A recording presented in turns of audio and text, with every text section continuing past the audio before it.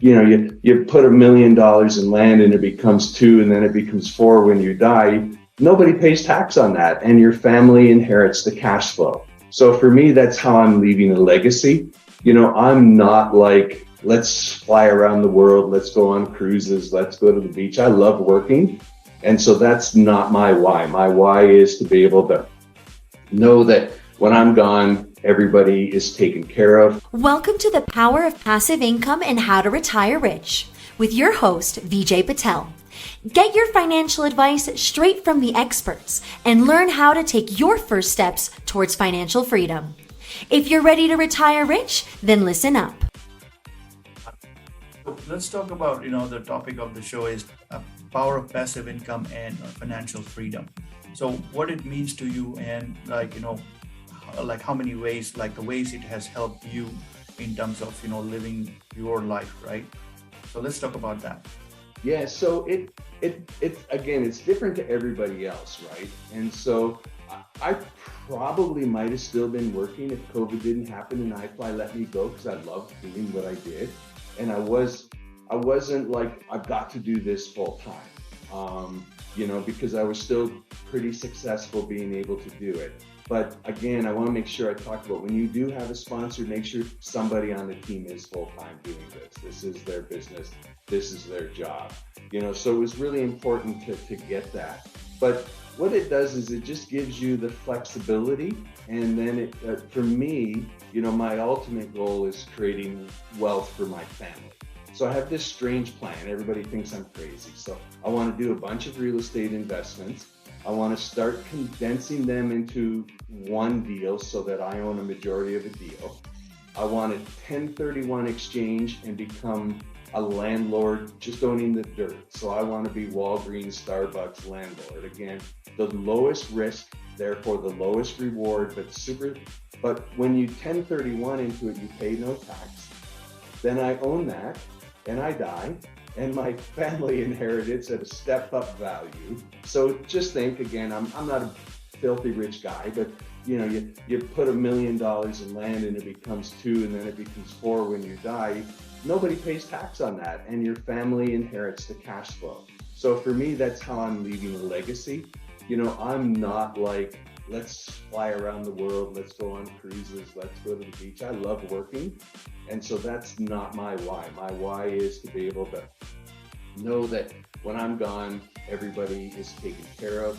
I definitely haven't set it up yet, but there'll definitely be some charitable contributions within that. And I also, when I have more control of a property, I want to have resident help services.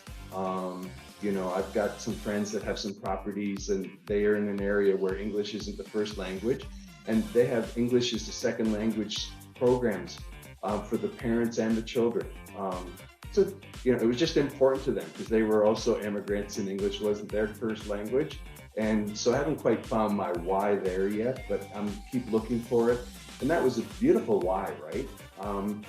Because they're helping those residents, be able to do it. And I think being able to help people, live the American dream is a great thing.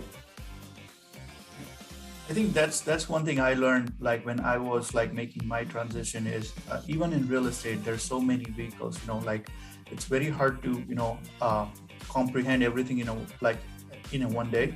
But talking about like 8 pref, 10 pref, 12% pref, or even like as low as like 4% from Walgreens, right? Or 4 or 5%. You don't get more than that. It's CVS, Walgreens, it's like 4 or 5%. But the security is way higher, right? So it's always like, if you go for security, the returns are a little bit low, but then it is like almost as good as 100%. But if you age versus reward, right? So if you're on the younger side, you might want to have higher return and like still evaluate like maybe 60-70% rich side.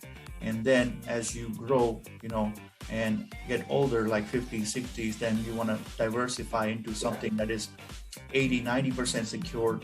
Even though if you have to take 2 or 3% cut, it's fine, but your return is secure. And then after that, it's just all about cash flow and getting that money. So one great example I would say is last year we had a deal, and there was a gentleman 531, like 1031 exchange, and he wanted to dump almost $5.5 million. So it was like, okay, and like everybody wanted, right? Like who doesn't want $5.5 million in that deal? And he was an 85-year-old. He was like his background was prior real estate developer. In 2008 he was wiped out, and then he built himself up and things like that. So he said, I'm 85-year-old. I don't care about depreciation because as for my age, I qualify enough for check all the boxes. So get me the cash flow. Like my priority is getting a cash flow of $15,000 a month. From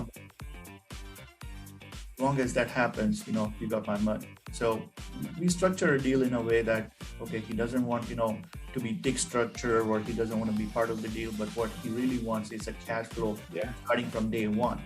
And we just have to make sure and come up with the numbers, and everybody was happy at the end of the day. So and knowing what you need is important, right? When I had my W-2 job, I didn't care about cash flow. I wanted multiple of my wealth, right? I wanted to put 100,000 in the deal and turn it to 200 as quick as possible. And cash flow was almost, I don't want to say annoying, but I didn't have a place to re-put it, like just, and then now that I'm doing this, I do look for some deals that have some cash flow just because I need that, right? I've still got to eat and drive a car and do things. So, it's everybody has different needs, but at the end of the day, you need a mixture of all of those things, right? And you need, like I said, like my medical center is a single, but it's a single every time I get up to bat, right? That check comes in every quarter, it's just there. And then, the other deal, so you want to balance out a little bit on where you invest and what you invest and who you invest with. It's all about educating yourself about different vehicles. Then you can pick and choose based on your situation and based on your scenario. It can be different every time when you are, trying to reinvest, right? Like, okay, like I got my money double in 2 years, but now I want to stabilize it, or I want to make it even quicker. Like, there are deals, and they are not shady deals. Like, they'll literally get you double in like 1 year, 1.5 years. But you have to know, like not as good as them, but at least know what they are doing and how they are going to give you back. And once you know that, then it makes sense. Recently we started getting into notes, like real estate notes, and I learned from my friends that are doing in $100 million, $200 million, but that is also something like you can make 30-40% easily, especially in this market where the default rate is just going higher and higher. So bank is ready to unload a lot of non-performing notes because they have to, and at the discount, 30-40%, you can buy it off, restructure it, run for a year, and then the beauty is the same bank can buy from you again at 100%. When the market is right. So those kind of things. But getting educated is important, right? Yes. Like if you decided notes is something you want to invest in, you need to educate yourself. A lot of people right now are pushing the oil and gas investments. I don't understand anything. And I always say, my mama said, if it looks too good to be true, it probably is. That's a naive statement, but I don't have time to learn about it. So I chose not to invest in it because it wasn't part of my, storage is part of my original plan. That's something that medical is part of my original plan. Retail was, I'm not sure if it will be again. I think retail is going to come back in a different format. And I think there's still lots of opportunities. I know we were just brainstorming before we started. The sky's the limit on creativity in real estate. You can do lots of different things and find vehicles where people can invest their money and do well, and you're providing something that the world needs. Just identifying core competencies is a very good thing. There can be n number of things, but at the same time, you don't want to get diverted too much. Yeah. So identifying that, okay, these are the list of maybe 5 items of multifamily RV parks, that you identify, and then you just pick and choose based on your need. I think that would be the message this thing. But yeah, I think it's a good talk to wind up. We are already short, but yeah, thank you so much for your No, it's time. my pleasure. Thank you so much for having me. Definitely. Let's catch up soon, and we'll talk again. Awesome. Thank you. Sure. Thank you.